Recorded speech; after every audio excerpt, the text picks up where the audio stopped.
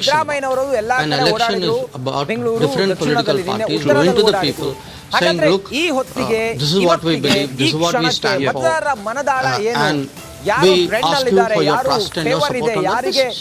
ಯಾವ So ಕ್ಷೇತ್ರ we ಇವತ್ತು think that ಸ್ವಲ್ಪ is very important, ಹತ್ತಿರ ಆಗಿದೆ, that ಇದೆಲ್ಲದರ party should in come detail clean. ಮಾಹಿತಿ If they don't come clean, history will come clean. ನಿಮ್ಗೆ ತಿಳಿಸ್ತಾ ಇದ್ವಿ. ಈ ಕ್ಷೇತ್ರದಲ್ಲಿ ಹಿಂಗಿದೆ, ಇವತ್ತು ಈ ಕ್ಷೇತ್ರದಲ್ಲಿ ಮುಖ್ಯಮಂತ್ರಿಗಳ ಓಡಾಟದ ನಂತರ ಇವರಿಗೆ ಇಷ್ಟು ಡ್ಯಾಮೇಜ್ ಇದೆ, ಇವರಿಗೆ ಇಷ್ಟು ಪರ್ಸೆಂಟೇಜ್ ಗೆಲ್ಲುವ ಸಾಧ್ಯತೆಗಳಿದ್ದಾವೆ ಅನ್ನೋದ್ರ ಬಗ್ಗೆ ನಾವು ಮಾತಾಡ್ತಾ ಇದ್ವಿ.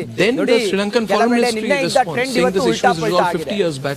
My specific question to you, sir, is can we now, we realize the issue of accountability, hypocrisy, giving it away, duplicity of DMK, Congress, etc. Can it really be opened up now? Can the Modi 3.0 government reopen the dialogue on, can we make a claim on it? Would that not worsen our relationship? Where do we stand?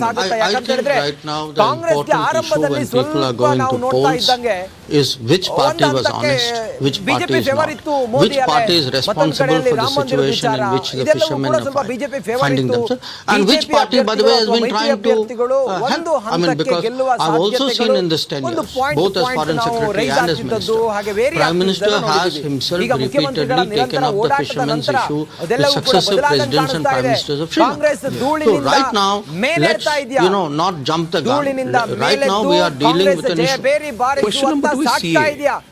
And, I really felt very strongly about the way there were attempts to polarize the Muslim population during the Shaheen Bagh event, and 2019 20 period, in the intervening winter. It was terrible. We took a very strong line on it as a channel. We in fact support, but I am curious to know, I'm going back to Sri Lanka again, that during the Sri Lankan civil war there were some 10,000 army troops. We sent our army there to help solve the situation. There are between anyway 4 to 6% of Indian Tamils in Sri Lanka as per varied estimates. There is a population. There is an agreement which has been signed between India and Sri Lanka. We have promised to repatriate Sri Lankans. A lot of it has not happened. Long and short, my question is that damage ಆಗಬಹುದು. ವೀಣಾ ಕಾಶಪ್ಪನ್ ಅವರು ticket ಅನ್ನ ಬಯಸಿದ್ದಾರೆ, ಆದ್ರೆ ticket ಸಿಗ್ಲಿಲ್ಲ ಅನ್ನುವ ಮುನಿಸು ಅವರಿಗೆ ಆ ಕಾರಣದಿಂದ ಸ್ವಲ್ಪ ಕಾಂಗ್ರೆಸ್ಗೆ ಡ್ಯಾಮೇಜ್ ಆಗಬಹುದು. ಹಾಗಾಗಿನೇ ಬಿಜೆಪಿ ಇಲ್ಲಿ ಮುಂದಿದೆ. You will say there is already a treaty for Tamil repatriation, but then the same applies for everyone who does not come under the persecuted minority category. In the case of Tamils in Sri Lanka, and that's a long question, in the case of Tamils in Sri Lanka, BJP ಇಂದ ಜಗದೀಶ್ ಶೆಟ್ಟರ್ ಅವರು ಕಣದಲ್ಲಿ primary filter of persecution is Congress ನಿಂದ ಮಗ. Then why do the Tamils of Sri Lanka not come under the ambit? ಭದ್ರಕೋಟೆ ಬೆಳಗಾವಿ ಕಳೆದ ಬಾರಿಯೂ ಕೂಡ ಮಂಗಳಾಂಗಡಿ ಅವರು ಗೆದ್ದಿದ್ರು, ಅದ್ರ ಹಿಂದೆ ಸುರೇಶ್ ಅಂಗಡಿ ಅವರು ಗೆದ್ದಿದ್ರು. ಬೆಳಗಾವಿ ಬಿಜೆಪಿಯ ಭದ್ರಕೋಟೆ. ಜಗದೀಶ್ ಶೆಟ್ಟರ್ ಅವರು ಬೆಳಗಾವಿಯಲ್ಲಿ ಕಣದಲ್ಲಿದ್ದಾರೆ. ಅವರ ಎದುರಾಳಿಯಾಗಿ ಲಕ್ಷ್ಮೀ ಹೆಬ್ಬಾಳ್ಕರ್ ಅವರ ಮಗ, ಮಾನ್ಯ ಸಚಿವೆ ಲಕ್ಷ್ಮೀ ಹೆಬ್ಬಾಳ್ಕರ್ ಅವರ ಮಗ ಮೃಣಾಲ್ ಹೆಬ್ಬಾಳ್ಕರ್ ಅವರು ಕಣದಲ್ಲಿದ್ದಾರೆ. ಈ ಹೊತ್ತಿನವರೆಗೂ ಕೂಡ ಬೆಳಗಾವಿ ಜನರ ಮನದಾಳ, ನಾವು ಜನರನ್ನ ಮಾತಾಡಿಸಿದಾಗ ಅವರನ್ನು ನಾವು ಸಂಪರ್ಕ ಮಾಡಿ ಅವರ ಮನದಾಳವನ್ನು ತಿಳ್ಕೊಂಡು ಈ ಹೊತ್ತಿನವರೆಗೂ ಕೂಡ ನಮಗೆ ಸಿಕ್ಕಂತ ಮಾಹಿತಿ ಬೆಳಗಾವಿಯಲ್ಲಿ 55% ಬಿಜೆಪಿ ಗೆಲ್ಲುವ ಸಾಧ್ಯತೆ ಇದೆ. ಹಾಗೆ ಕಾಂಗ್ರೆಸ್ ನಿನ್ನೆ 52 ಇತ್ತು, ಇವತ್ತು ಸ್ವಲ್ಪ ಇಂಪ್ರೂವ್ ಆಗಿದೆ ಬಿಜೆಪಿ. ಅಂದ್ರೆ ಇವತ್ತಿನ ಪ್ರಚಾರವೂ ಪ್ರಮುಖ ಆಗುತ್ತೆ. ಮೋದಿ ಅವರು 14ನೇ ತಾರೀಕು ಬರ್ತಾ ಇದ್ದಾರೆ, ಇದೆಲ್ಲವೂ ಕೂಡ ಪ್ರಮುಖ ಆಗುತ್ತೆ. ನೆಕ್ಸ್ಟ್ ನಾವು ನೋಡೋಣ ಚಿಕ್ಕೋಡಿ ಲೋಕಸಭಾ ಕ್ಷೇತ್ರ. ಚಿಕ್ಕೋಡಿ ಲೋಕಸಭಾ ಕ್ಷೇತ್ರದಲ್ಲೂ ಕೂಡ ಇವತ್ತು ಸ್ವಲ್ಪ ವೇರಿ ಆಗಿ ಕಾಣಿಸ್ತಾ ಇದೆ. ಬಿಜೆಪಿ ಸ್ವಲ್ಪ ಡೌನ್ ಆಗಿದೆ ಅಲ್ಲಿ. ಬಿಜೆಪಿ ಅಣ್ಣಾ ಸಾಹೇಬ್ ಜೊಲ್ಲೆ ಅವರು ಅಧಿಕೃತವಾಗಿ ಅಲ್ಲಿ ಕಣದಲ್ಲಿದ್ದಾರೆ. ಇನ್ನು ಕಾಂಗ್ರೆಸ್ನಿಂದ ಪ್ರಿಯಾಂಕಾ ಜಾರಕಿಹೊಳಿ ಅವರು, ಸತೀಶ್ ಜಾರಕಿಹೊಳಿ ಅವರ ಪುತ್ರಿ ಕಣದಲ್ಲಿದ್ದಾರೆ. ಇವತ್ತಿನ ಈ ಹೊತ್ತಿನವರೆಗೂ ಕೂಡ ಚಿಕ್ಕೋಡಿ ಮತಕ್ಷೇತ್ರದ ಜನ ಬಿಜೆಪಿಗೆ 47% ಹಾಗೆ ಕಾಂಗ್ರೆಸ್ 53%. ಕಾಂಗ್ರೆಸ್ ಫೇವರ್ ಇದೆ. ನೋಡಿ, ನಿನ್ನೆವರೆಗೂ ಕೂಡ ನೋಡಿದ್ರೆ ಅಥವಾ ಹಿಂದಿನ ಒಂದಿಷ್ಟು ಲೆಕ್ಕಾಚಾರ, ಒಂದಿಷ್ಟು ಫೇವರ್ ನೋಡಿದ್ರೆ ನಿನ್ನೆವರೆಗೂ ಕೂಡ ಬಿಜೆಪಿ 53% ಬೇಕಾದಷ್ಟು look ಗೆಲುವಿನ for ಒಂದು safety elsewhere. ಉತ್ಸಾಹದಲ್ಲಿತ್ತು, ಟ್ರೆಂಡ್ Now, ಇತ್ತು. in many cases, if you look at the minority ಕಡಿಮೆ ಇತ್ತು. where else ಆದ್ರೆ will they ಇವತ್ತು go but Congress go to ಚೇತರಿಕೆ India? ಕಂಡಿದೆ. ಬಿಜೆಪಿ So ಸ್ವಲ್ಪ that ಡೌನ್ was the ಆಗಿದೆ ಅಂತ logic ಅನ್ಸುತ್ತೆ. of the Chikkodi CA. The ಮತಕ್ಷೇತ್ರದಲ್ಲಿ Sri Lankan situation is very different because in the case of the Sri Lankan situation, the issue pertained to the what were called the Indian origin Tamils, and those were negotiated and settled through negotiations. So I think you cannot compare what was happening in Sri Lanka with what was happening with Pakistan. I think they are totally different situations.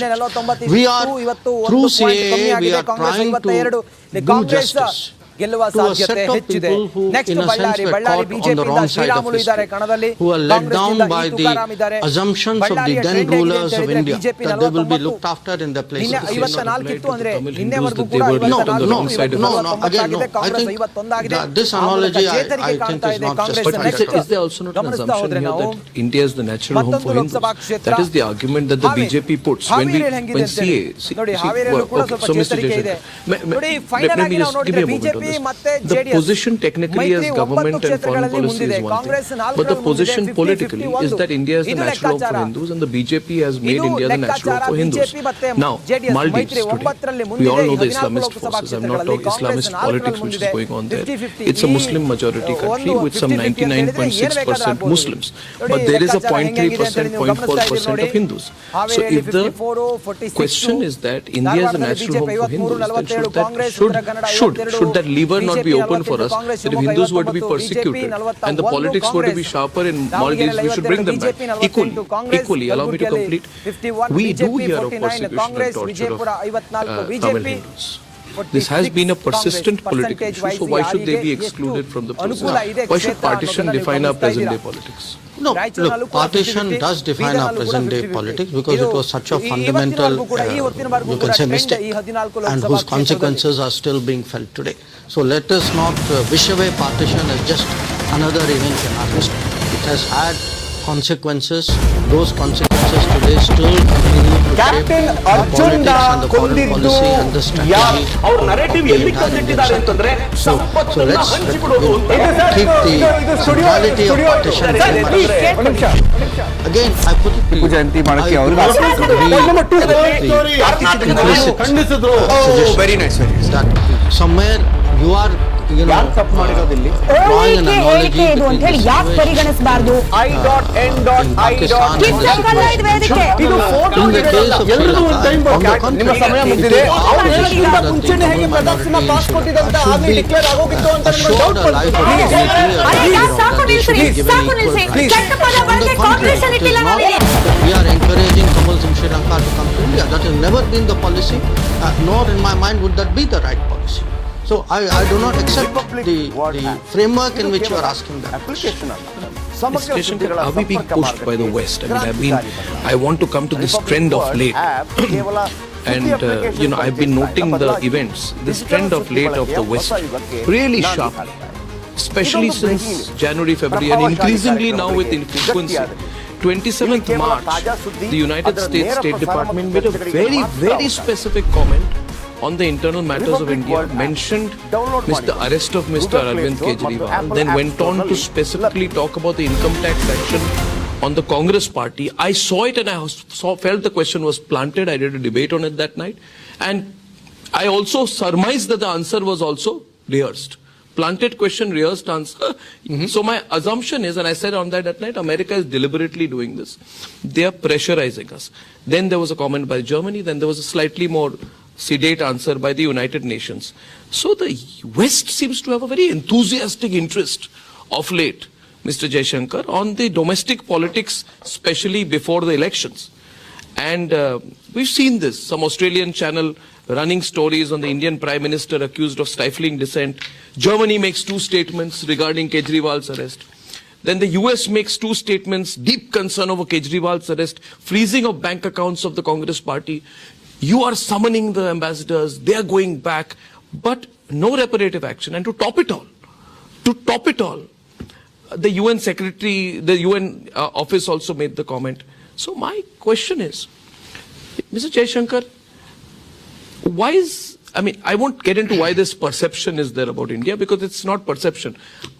is it the deep state getting back at India, especially because they are seeing Narendra Modi come in for a third term? They want to apply the pressure, and they're not being very friendly about it. And is it the deep state getting back? Is this orchestrated? It can't be one-off.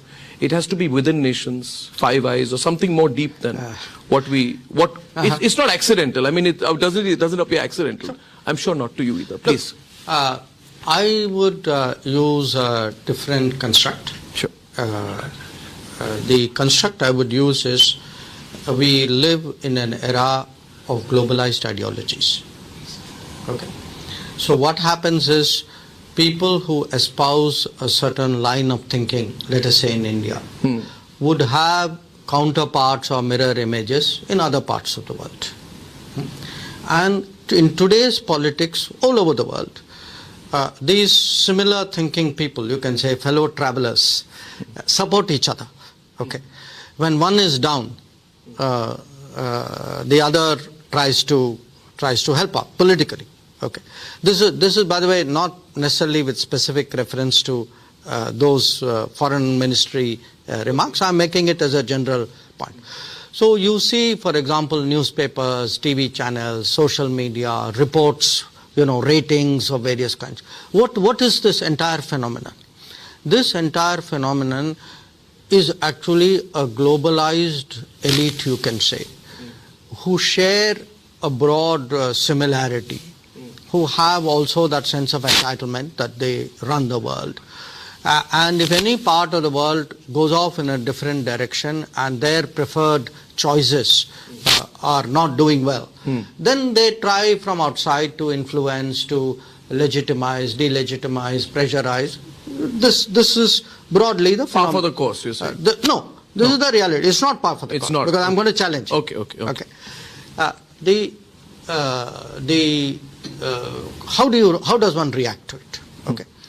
You react to it at a political level by countering it, by challenging it, by putting alternative narratives in place, by not turning the other cheek here, not saying, okay, it's one very prestigious newspaper in America, so therefore, I must accept it or bend to it, or so if it, and particularly, we've seen this, a lot of it out of New York and London. I mean, these are traditional Anglosphere sort of hubs, you can say. So I think politically this needs to be countered. Alternative narratives need to be out there. It has to be clearly put that the kind of vote bank politics that they espouse, the kind of special interests that they advance, the fact that they actually on the ground, while preaching a certain I would say a vision of progress.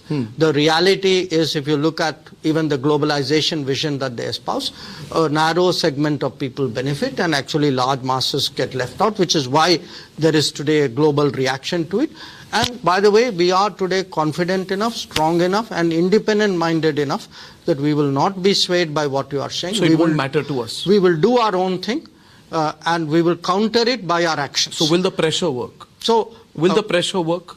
So my first answer is, my way of responding to 10 years of pressure, one is by answering back, but the other is by doing things in India. That when you have a government which says, look, this is a democracy that delivers, we will use technology, we will do good governance, we will ensure that socio-economic benefits will be delivered on a mass scale, and this will expose the people who espoused an earlier model, which was actually, this is one way of doing it. The other is when it comes to foreign offices. Okay. In diplomacy, there is an etiquette.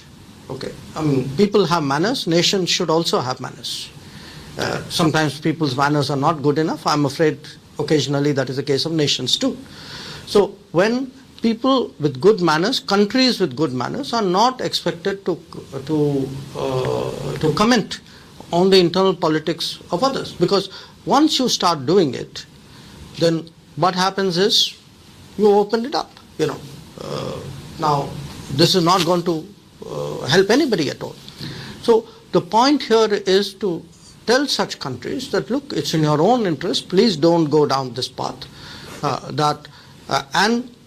Also, when they do it, again, don't turn the other cheek. That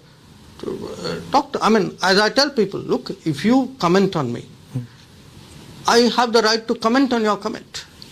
Okay. Now, how I modulate it will depend on my strategy, my interest, my timing. So this is not an era anymore, because again, part of it is, it's not a level playing field. Okay. The people commenting and the subjects of their comment were historically, or at least in recent history, not on par. So some countries believe that over many years they've commented on the entire world, and that gives them a continuing right to comment. The world is changing. You're going to get pushbacks. We are pushing back. Did America cross the line with the Kejriwal comment? No, I think Arnab, we made as straightforwardly as you can tell. I think we made very clear what our view was, that I'm asking you, did they cross the line? I'm saying we took very strong objection to what they did. But it's different when an NGO says that. It's different but it's very different when a government says it. Why the government saying it? Well, look, we wouldn't take notice in the media if it was an NGO or a think tank saying it, but if it's the government which says it, it's a completely different matter. Which is why we communicated very clearly to the American acting ambassador that we take a strong objection to what was said, and that what was happening in India was not a concern of any foreign government, and that people should not. Why did they continue then? Why did they persistently continue to make the comments? I cannot either dissect it or justify it or analyze it beyond a point. I mean, if I feel what you have done is not correct, why am I going into what could be your possible mindset? That's for you to worry about. So, last part of my question was that it's all happening together. Is it accidental that 4 or 5 governments are all saying the kind of same thing? It's official. It's not coming from UN, Germany, America. I don't. Is it accidental or is it coordinated? I don't have a conspiracy view of the world, but I do have a view that different countries, different political interests, different governments sometimes coordinate. That is a fact. Will it affect the foreign policy of Modi 3.0? I don't think so. No? I don't think so, or it won't. No, absolutely. If all these countries were to put pressure, would it affect our domestic politics or our... What do you mean they're going to put pressure? I mean, is that going to make a difference to our election results? It won't. I mean, do you think anybody in this country wants to be told by some foreign government as to what is right and what is wrong? And if you look at these issues, here is a bottom line. There is a process of, there are legal issues. Okay.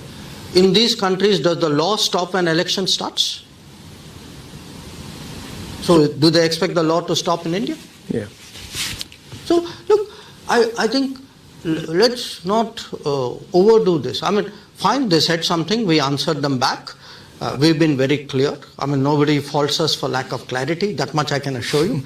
And I think that's where it stays. Now, if in their wisdom they choose to say something, then in my wisdom I will also answer. Yeah, and what you say is very assuring, very reassuring for a lot of our viewers.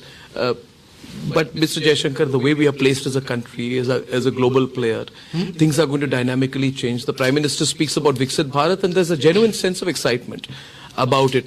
And I must say this, that the way the government handled Ukraine was just, I mean, I've said it once, the Prime Minister was at an event, and I said that history will remember the way we did it. But, the world will not want us to balance different boats. And your answer to that, maybe we are not balancing boats, we are in our own boat. But if I may go into detail on this, the messaging in the Ukraine Foreign Minister's holy video, announcing his visit to India was not lost on anyone. Standing in front of the Gandhi statue, speaking at length on the values of Gandhi, making a very subtle nudge on the moral, the moral need for India to support Ukraine in the war against Russia, similar to the headlines being made about India abstaining to vote on the Gaza ceasefire a few days ago. So there are undoubtedly lobbies and lobbies putting pressure on India to take a stand. Is it going to become increasingly difficult? Question one. Question two, as we become more significant, we become a $30 trillion economy by 2047, it's a reality that coercion tactics, pressure tactics, all these things will increase on the country.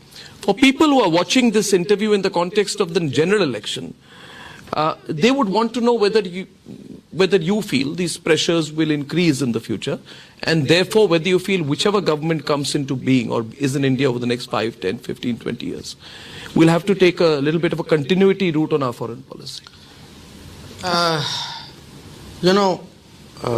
We all like to say this, that foreign policy is largely an exercise of continuity. Like anything in life, it's partly true and partly not. I can give you examples of continuity. I can give you examples of differences, sometimes sharp differences. I think today, if one looks at our relationship with the US or our response to China, handling of Pakistan, stance on West Asia, Israel, I would argue that a lot of these would have been different had a BJP Sarkar under Narendra Modi not been in power. Okay. But having said that, your question, so it does matter. It's not like foreign policy runs on autopilot. It doesn't matter what government comes. I think it matters very much what government comes. I mean, this government, for example, has a very robust policy on counter-terrorism. It has a strong policy on defending our borders. It has a view about standing up to pressure. You mentioned Ukraine. I could give you Quad as another example. The pressure not to go ahead with Quad. So it does matter very much who is in power, who is the Prime Minister, what is the vision, what is the level of confidence. These things do matter. Your question, will the pressures increase as we become bigger? Yes. It's natural as any country rises, particularly a big country rises, that there will be others who will, in a sense, some will look askance, some would be uncomfortable, some would downright oppose. We are seeing shades, of course, shades of it. So a lot of diplomacy is going to be about how to manage that rise in the most smooth way possible. Now, if you look at China's rise, China essentially rose, I would say, between about 1990s till the early 2010s, the 20 years. Those 20 years, China had great stability in the international environment. There were things happening, but those things were firewalled and put away on the side. It didn't affect China. In our case, we have to be prepared to rise amidst a very volatile global situation, a lot of uncertainties. Where US will go, where China would go, what will happen with Russia, is Europe becoming more strategic, will the Middle East explode even more? These are all going to be big issues. So we are actually looking at a very interesting proposition. On the one hand, there is the rise of India. We have, put our house in order. We are preparing ourselves for a big move. On the other hand, when you look, there are headwinds. We have to have the experience, the confidence, the wisdom, the understanding to navigate through those headwinds, which is why today it's so important to have a kind of leadership which the people of India will believe can sail the ship of India, navigate through these difficult waters. So it's a weaker central government in India works for India's global competitors, quite clearly. I mean, who would not want to see us outpace them? Yes. To put it more directly, having Narendra Modi as Prime Minister of India is not in the interests of those who may be concerned that we will be outpacing them. Let me put it to you positively. I think, am I putting it? No, I put it to you this way. Having Narendra Modi continue as the Prime Minister of India is obviously in the interest of India and the people of India, but I think is also very much in the interest of friends of India and those with whom we have converging interests. Because there are a lot of countries who today, they may differ with us, yes. I mean, we discussed some of the Western countries, but by and large, Western countries today want to see India grow. They want to see India forge ahead. There are these strong lobbies, and did you see the Guardian article, which featured an article saying I don't India's... normally read the Guardian. Is there a particular article? Are you feigning ignorance of that? No, I don't normally read the Guardian. I don't normally read the Guardian, but there was an article which caught my attention. And it's not about my views on it. I'd like your views on it. Because the article which said India's Foreign Intelligence Agency, referring to RAW, allegedly began to carry out assassinations abroad as part of an emboldened approach to national security after 2019.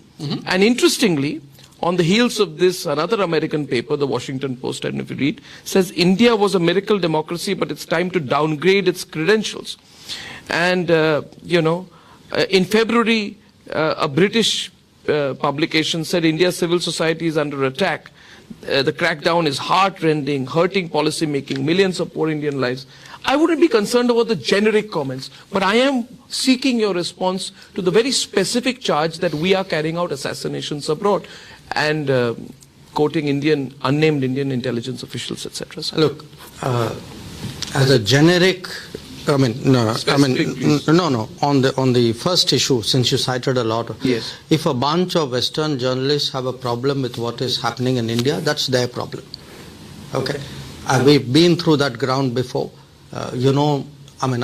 I've brought out to you the biases, the ideologies, the condescension. Yes. There's the whole syndrome out there. So I'd say I kind of wave it off. Thank you very much. I know how good a democracy I am. I am today a democracy that really delivers.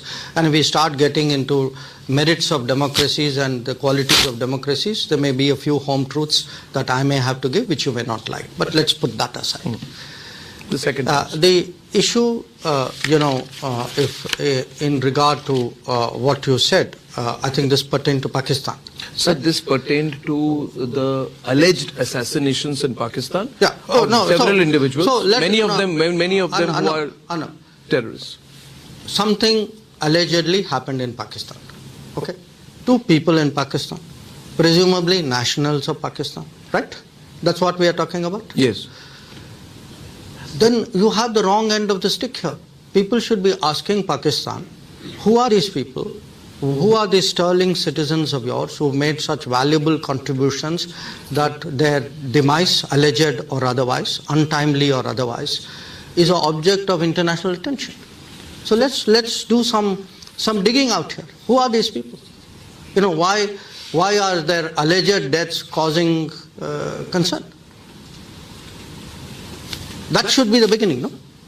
Presumably, but the question is, the charge is being put increasingly of late that India has this Mossad, Israel type approach where you enter the borders of other countries and carry out assassinations. My question is still not being answered. My question is, if some people allegedly died in Pakistan for whatever the causes, let's first discuss who are these people. It's well known. Many of them are terrorists. Many of them are okay. So can I presume? We did the background information. We checked it. Obviously the reference is to terrorists. Many of these terrorists are people who have played a role in carrying out terrorist attacks on Indian soil. So some of them, including taking part in these alleged deaths in Pakistan of certain people are terrorists. Well, you remember that Hillary Clinton bit about snakes in your backyard. I think you have enough snakes in your backyard. Snakes may bite each other. I don't know. It's happening in Pakistan. It's for them to figure out what is happening. But I would only say this. The moment I see that word intelligence in any article, I can tell you what every foreign office of the world will tell you. No foreign office, no foreign minister, no foreign office spokesman ever comments on anything. The moment you see that word intelligence, we have nothing to say. Why is that? That is because no country does that, no government does that. So are you saying that it has no credibility whatsoever, that particular article? I'm not saying anything. I'm just saying that there is a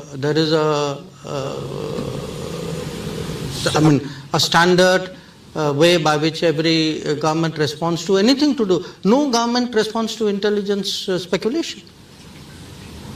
I mean, sure. Let us say if this paper had made some article about British intelligence, you think the British Foreign Secretary would be saying, oh yes, come on guys, let me tell you everything about this. I'm Solby, a senior at UC Berkeley, and I want to share with you how Empower has empowered me on my educational journey.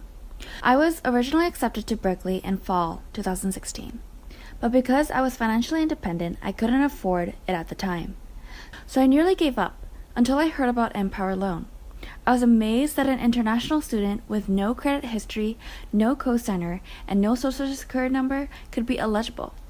Empower empowered me to be who I want to be by letting me take control of my finances and my life. I also hope that you will also be empowered by the amazing opportunity that Empower is offering you. Of course not.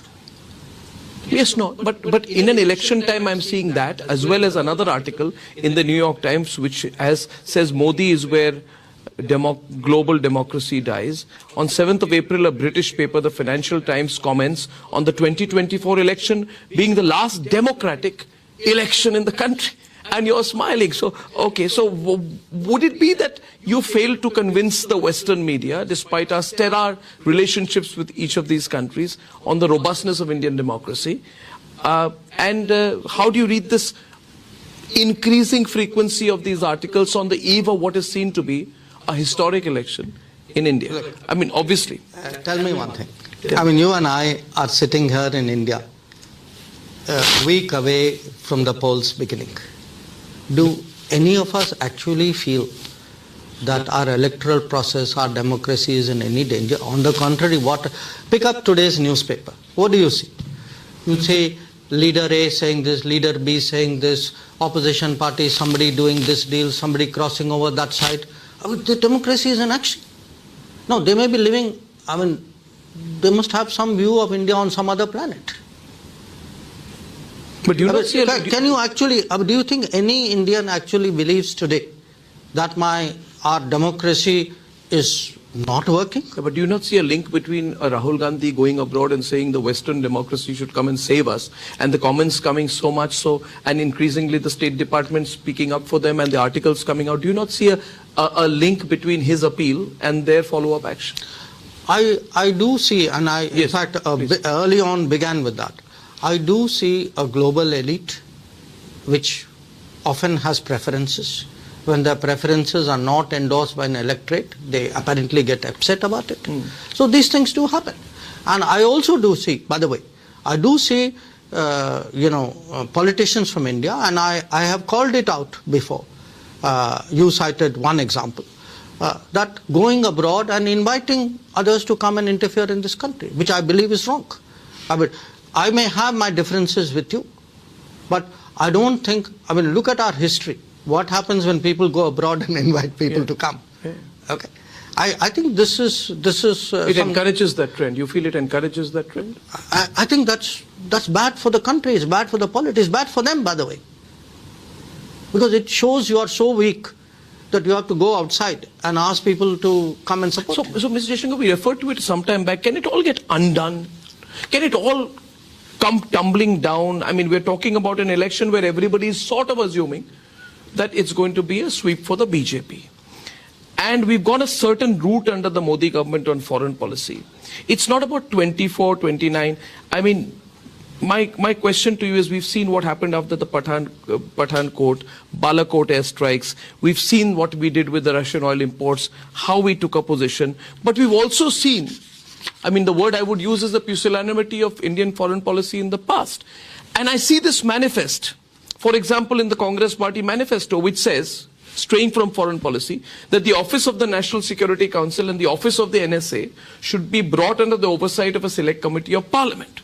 So one would argue then that would the National Security Council or Mr. Doval's office, which he holds today, come under the supervision of the Danish Alis and the Mahua Maitras in the future?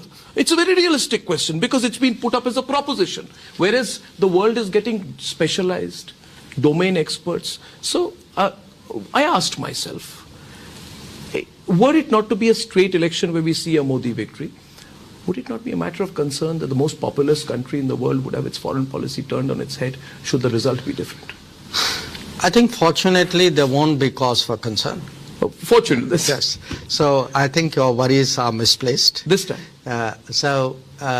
Look, I'm optimistic about our country. I'm not saying we don't have challenges. But since you mentioned some things, let me respond to it. First of all, you must be one of the few people who's read the Congress manifesto. I don't know how many places. I read. I have even. I compliment you on your hard work. I would even read the CPM manifesto. But the fact is that if you look at most countries in the world, the National Security Advisor in almost any country, I can't think of any country where they actually are treated as a part of a parliamentary oversight. Yes. So I think whoever wrote it, I mean, what can I say? It won't have relevance. In any case, I admire the fact that you at least bother to read the manifesto, since there will not be an occasion for anything practical to happen with that manifesto. This will remain an academic point. But there is a larger issue that you have raised, and the issue is this. You see, in the last 10 years, there have been some significant changes in the manner in which we conduct foreign policy. Not just in policies themselves. I can give you, as I said, you give me any major account and I will show you that there has been change, and change for the better. But if you look at some core issues which I think today should worry the Indian voter. Okay. Oh? Wow! 60 years of Nutella! What do we have here? The chef. Chef bole to mummy, kyunki maa ke haath ka khana. What is here for me? Which one? Let's see this one. The fashion icon. Yeah, wo to main hu. The number one fan. Nutella ka number one fan to main hu. But mere fans number one hai. So this one is for you guys. We're celebrating 60 years of spreading smile. Pick a jar for yourself or your loved ones. Scan the QR code and stand a chance to win an exclusive Nutella jumper.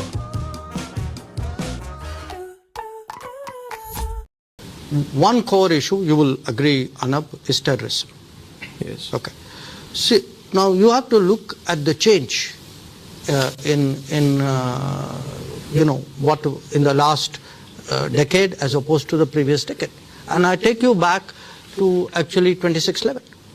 If you remember 2611, if you see people, accounts of 2611, including by the NSA of the previous government, essentially 2611 happens, the best minds of the government apply themselves. There is, deep sort of consultation and confabulation. And then they collectively decide. What do they decide? To do nothing. So they go through this whole manthan and say, oh, by the way, the best policy is we should do nothing. What are you referring to here? 2611. Specifically, was there a policy note in which they ever said that? No, that we will do nothing? Please read Shiv Shankar Menon's account of it. So my point is that if at the end of it all, because terrorism, terrorism is not something which happened today, yesterday.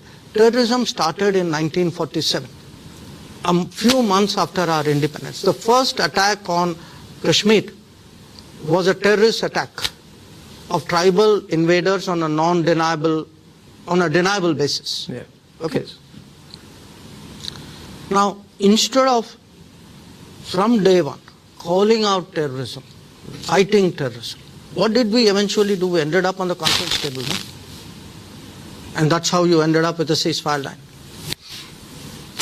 Now, my point is that the way to fight today, the people of India believe very deeply that there are some issues on which government should take a strong, uncompromising stance. Similarly, but we can't take that for granted. We can't take it for granted. For example, with China, we can't take it for granted. I agree with you on the terrorism issue, but thank you for complimenting me on reading the Congress manifesto, which also says that 370 will be brought back effectively. And my big concern is, since the election interview, Mr. Jaishankar, is that people are concerned. Okay, there's an assumption Mr. Modi will come back, but people are concerned, what if that were not to be the case? I mean, what would be our relationship with China? For example, I am personally, we saw what happened with Manipur. And there are issues of arms smuggling on the China-Myanmar border. We know the interest that China would have in destabilizing the situation in Manipur. And, China openly has declared its support for the junta in Manipur, no matter how the situation changes. So they are vested in Myanmar. So they are vested in Myanmar. They would want an entry into India. They would want to upset the domestic situation in India. There are lobbies here that have made things difficult for a reconciliation to happen in Manipur. Can we really assume that China would not, for example, look for a moment of weakness of India's internal domestic policy and politics to get an entry point? We must assume that life is competitive. There are powers who are competitive. Yes. And the solution is to prepare. Okay. I'm sorry I'm going back into history, but sometimes history is a very useful teacher. Take today one of the crucial issues with China, which is actually the line of actual control and ensuring peace and tranquility there. What is it at the end of the day a function of? A crucial aspect of it is actually infrastructure. When our problems with China started in the 1950s, yes, it's very interesting if you go back. Where did it begin? There was, of course, a reading of China between Patel and Nehru. I've spoken about in public how Patel got it right and Nehru got it wrong. Okay. Patel basically said we have a two-front situation. Nehru said no, the Chinese will never do anything across the Himalayas. So Nehru was trusting, Patel was applying politics 101 on a neighbor. He was just a sensible, practical, non-ideological person who made a good judgment. Okay? Whereas Nehru made a bad judgment because he allowed his ideology to cloud the basics of reading of the situation. Basics of diplomacy, which is you have a big neighbor, you have to take your precautions. Now, our first bad experience happened on an infrastructure when they built the Xinjiang-Tibet highway, which went through the Indian territory of Aksai Chin. Okay. From day one, it should have been in our minds that if you need to deal with China, you must build up the infrastructure. Yet what did we actually see? I'm now between 1957-58 till 62. Okay, infrastructure was. And A.K. Antony admitted it in Parliament. So we've had actually an enormous neglect. I'm giving you, firm figures. If you look at the budget for development of the infrastructure along the China border, it has gone up from below about 3,500 crores to about 15,000 crores today. If you look at the quality of projects, the amount of road building going there, the tunneling which is going there, every day you will read about some project. Prime Minister recently inaugurated the Sela tunnel. So my point is this. Look, we have to assume, Arnab, that competitive powers will do things. They may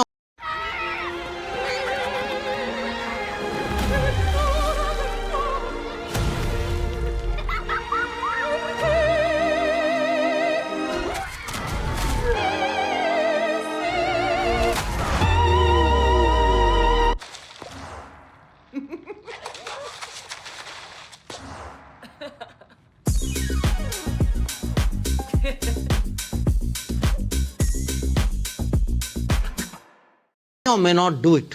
Do not assume that they will not. So I will assume that China will, and in that context my very specific question is, are you comfortable with the agreement signed between the Congress party, the MOU signed between the Congress party and the Chinese government, signed by Rahul Gandhi in the presence of Sonia Gandhi in 2008 on the sidelines of the Beijing Olympics? Congress party has a side agreement with the Chinese Communist Party. How safe is that?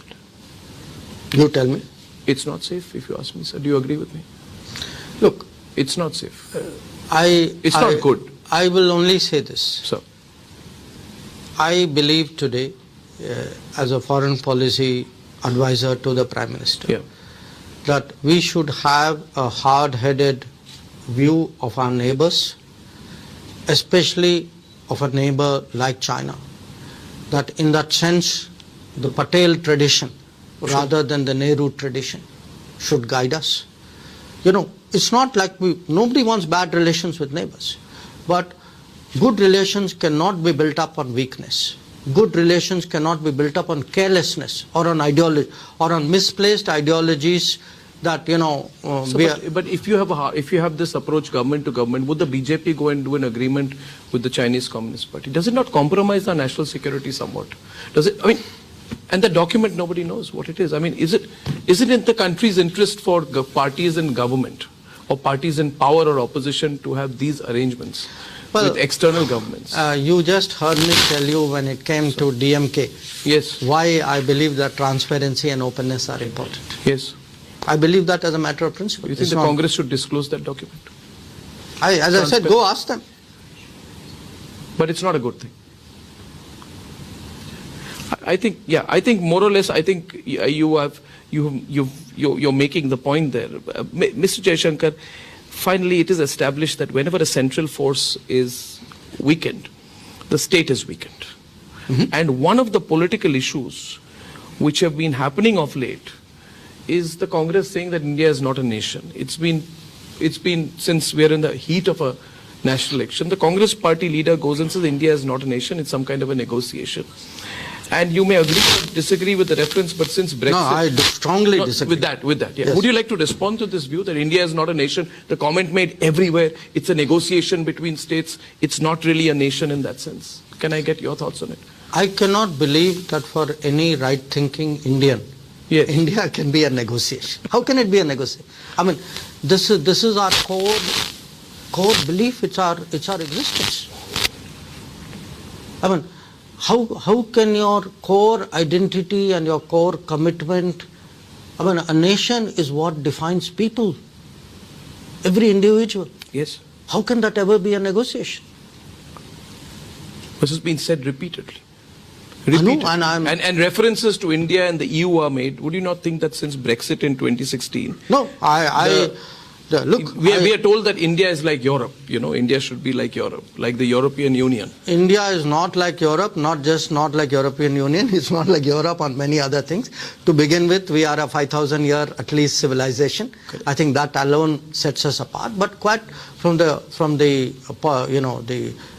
polity aspect of it, the European Union is something completely different.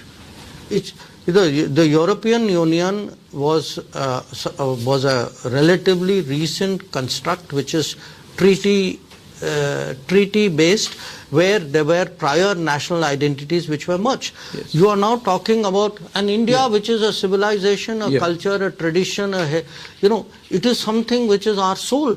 Yeah.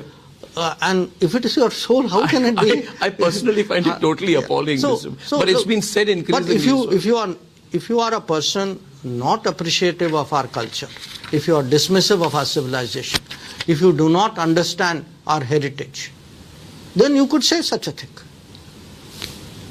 I won't.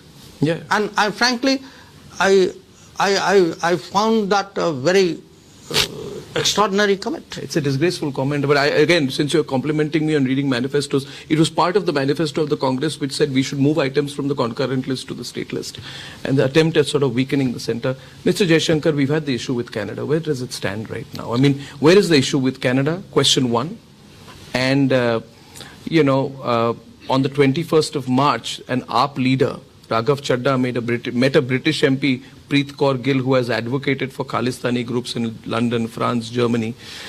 We've had the Amritpal episode play out in India. We have seen the Khalistani imprint on the 2020 farmers' protests. We are concerned as a nation that whatever our domestic issues are, there must be no foreign interference. And questions have been raised about whether the Aam Aadmi Party, allegations have been made, have had links with the Khalistani forces in Canada. So comment in the current political situation on this, this conviviality between groups in Canada and political parties here. One, and where are we placed on the Canada issue?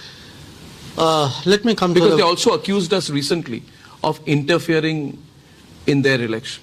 This was. I mean, that was a bit thick coming from them.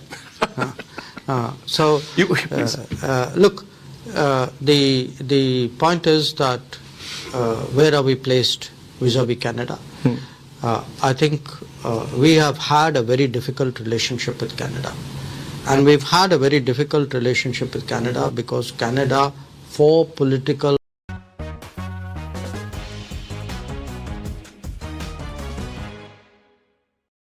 calculation, has given space to extremist political forces who often advocate violence and separatism from India. Okay. These people are today allowed to operate in Canadian politics in the name of, well, what they are saying is part of free speech. Yes. Okay. Now, that's a problem for us, understandably. Yes. Yeah. And particularly if in the name of free speech you have taken it to a level of threatening diplomats of India, of any foreign country for that matter, of intimidating legitimate diplomatic activities. And I often ask my counterparts, how would you feel if the shoe was on the other foot? If this was happening to you, you'd be screaming. Yeah. So I think it's important that that kind of space not be given, that this intimidation and harassment of diplomats is not condoned. Yes. And that where there are cases, I mean, after all, we are democracies, we are members of Commonwealth, where there are extradition requests, where there are known terrorists operating out of Canada, that these requests are honored. So that is where we are on Canada. We have right now a frank engagement on this. I talk to my counterpart, some other colleagues talk to this. And I hope very much that we have seen, I would say, cooling down there was a time when things had got a little heated. So I think that temperature has come down. That's where things are.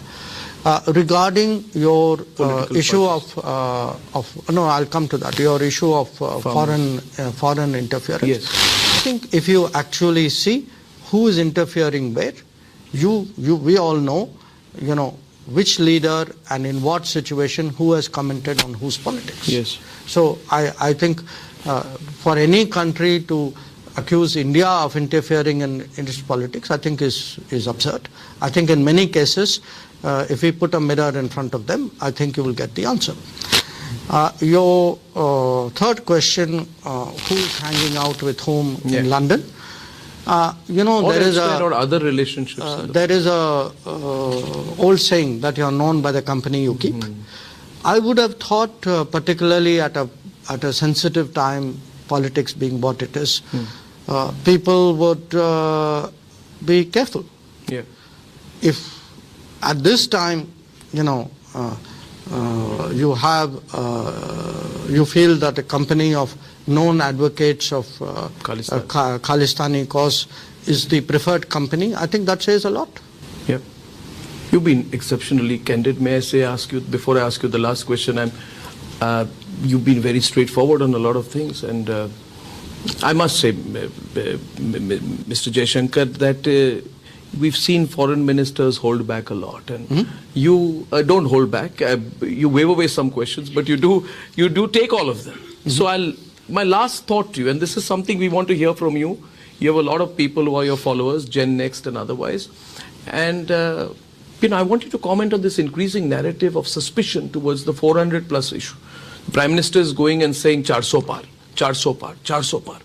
And there is a commentariat which says there is a deep and sinister motive behind getting 400 par, because if the BJP or the BJP-led coalition gets that kind of government, that kind of numbers, they're going to overturn the constitution, remove democracy, change the basic nature of the constitution, introduce a presidential form of government, have a Hindu-only government. There is this aspect of creating a little impression, especially because the Prime Minister has also said, and everybody has said, that fundamental, be prepared for big changes. This is only an appetizer kind of, statements have been made by political leaders as well. But there's nothing sinister about that. You know how it's being read, that, oh my God, big changes. What are these big changes that will be brought in the third term? Viksit If- Bharat. Is it just that or something No, look, else? I mean, first of all,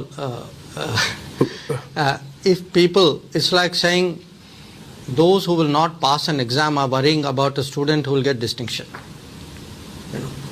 And saying, oh, it'll be bad if you do well, because I don't have the ability to pass the exam. So I think people should worry about how they manage their own political prospects. At the end of the day, if the people of India choose to repose their confidence in the BJP on the basis of 10 years of a very, very solid record, I think this should be a celebration of democracy. I don't see any reason for anxiety. And as regards where we are going in the future. Yes. Look at our record of the past. Okay, because at the end of the day, past tells you something about the future. How have the mandates been used? The mandates have been used today to improve the infrastructure, to grow the economy, to fight the COVID and recover from the COVID, to counter terrorism, to protect our borders, to actually restore. I'll tell you one thing. Look, I am now no longer a young person, okay, to put it very politely. But I see today a faith in politics. When I go to universities and meet, younger professionals of various categories, what has happened in the last 10 years is we have actually restored the reputation of politics in this country. That people feel a leader is someone who cares for their country. That there are people who will work night and day, give their everything to take that country forward. So, if people, this is sort of reciprocated by a strong turnout of support, whatever the number, because ultimately, numbers we will know when the votes are counted. So I'm not going into the numbers. But to say, hoping for strong support is somewhere sinister. I mean, come on. Really enjoyed talking to you. It's been a pleasure. We missed you at the Republic Summit, but I'm glad we caught up. Thank you. Thank you, Mr. Jaishankar. Enjoyed Thank you so much. Thank you, sir. Thank you.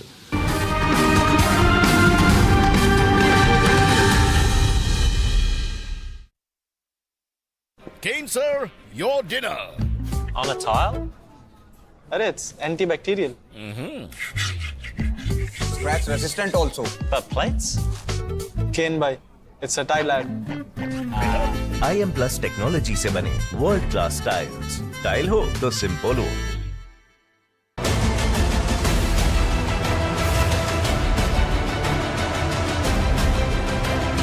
आपने मेरा काम देखा, हर पल देश के नाम, और मैं आपको कहता हूं 24/7 फॉर 2047 ये मोदी हर पल आपके नाम, हर पल देश के नाम। और इसलिए मोदी कहता है आपका सपना मोदी। ಬಾಯ್ ವಾವ್ ನಿಮ್ಮಪ್ಪ ಸಖತ್ ಹಾಟ್ ಆಗಿದ್ದಾರೆ. ಆಕ್ಚುಲಿ ಅವರು ನನ್ನ ಹಾಟ್ ಬಿಸಿ ಬಿಸಿ ಬೋಂಡಾ ತಿನ್ಬೇಕು ಅನಿಸ್ತಿದೆ. ಕಿಂಗ್ ಫಿಶರ್ ಓಪನ್ ಮಾಡಿ ಮನ ಬಿಚ್ಚಿ ಮಾತಾಡಿ. ಆಕ್ಚುಲಿ ಅವರು ನನ್ನ ಡ್ಯಾಡ್ ಅಲ್ಲ, ನನ್ನ hot boyfriend. Does Bonda have a brother? Kingfisher ಮನ ಬಿಚ್ಚಿ ಮಾತಾಡಿ.